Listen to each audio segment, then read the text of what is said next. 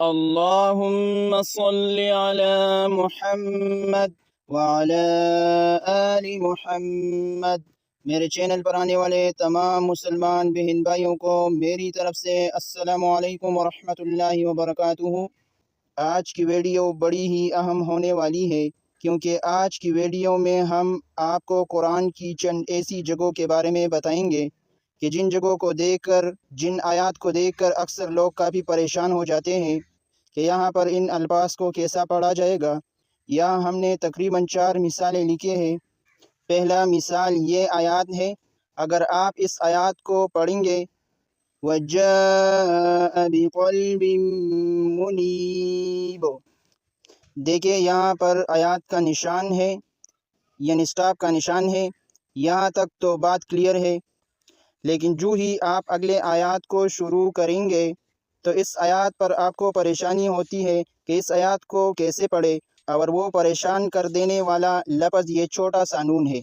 تو اب ہوتا کیا ہے، بعض لوگ یہ کہتے ہیں کہ یہ جو نون ہے یہ اس آیات کا پہلا لفظ ہے، یا اس نون سے ہم نے اس آیات کو شروع کر دینا ہے۔ یہاں پر لوگ غلطی کر جاتے ہیں اور ان کو یہاں سمجھ نہیں ہوتی کہ یہ نون کس وجہ سے لکھا جاتا ہے، اس نون کو کب پڑھنا ہے اور کب اس نون کو چھوڑنا ہے۔ اسی طرح اگر آپ دوسری مثال دیکھیں یجعل الولدان شیبا، تو دیکھیں یہاں پر آیات ختم ہوتی ہے تو اس پر بہت ہی نشانات ہیں اور علامات ہیں۔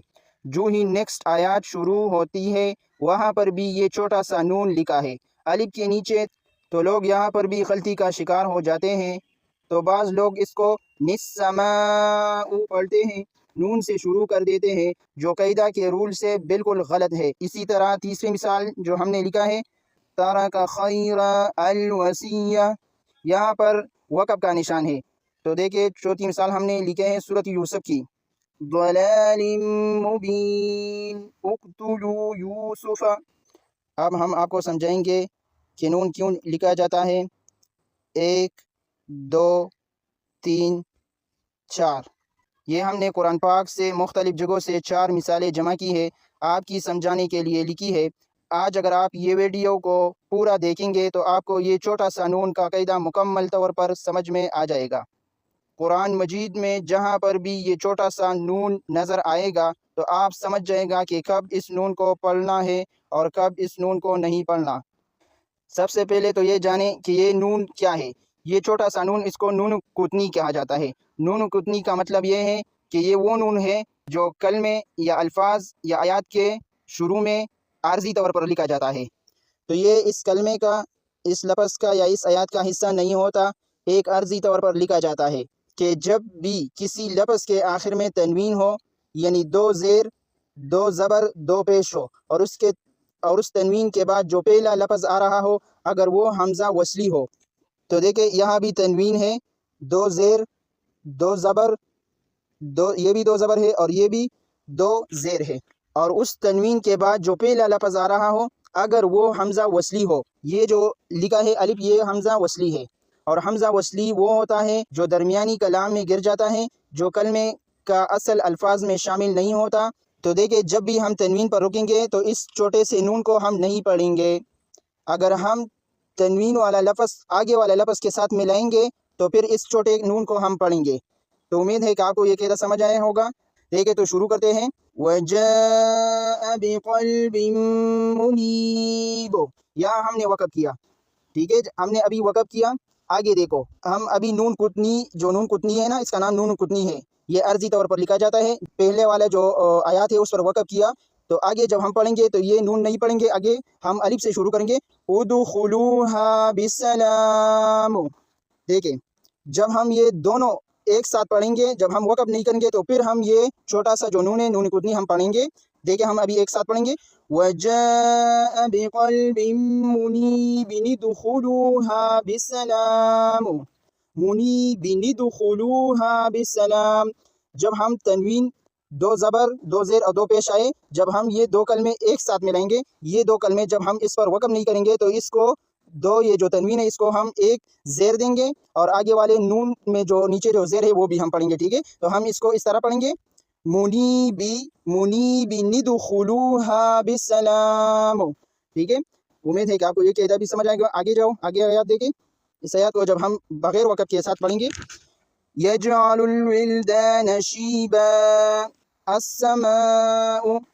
देखें अभी हमने अस्समाउ पढ़ा, निस्समाउ हमने नहीं पढ़ा।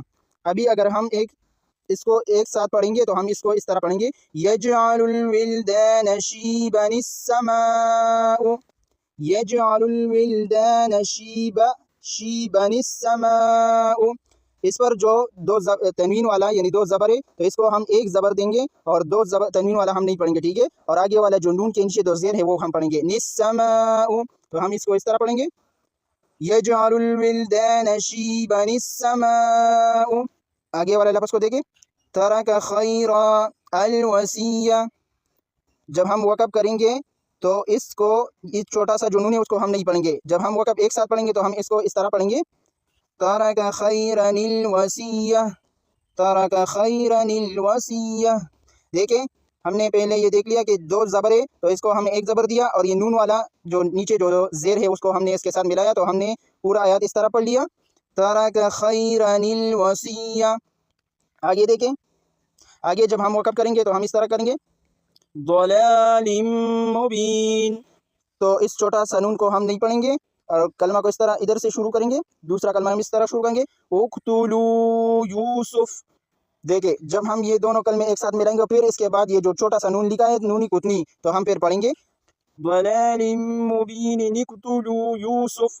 अभी देखें हमने इसके जो दो ज़ेर तनवीन वाला, तो इसको हमने एक ज़ेर दिया, और आगे वाले जो नून के नीचे, नूनी कुतनी के नीचे दो ज़ेर है वो भी हमने पढ़ लिया। तो एक साथ हमने इस तरह पढ़ेंगे, ज़लालिम मुबीन उक़्तुलू यूसुफ।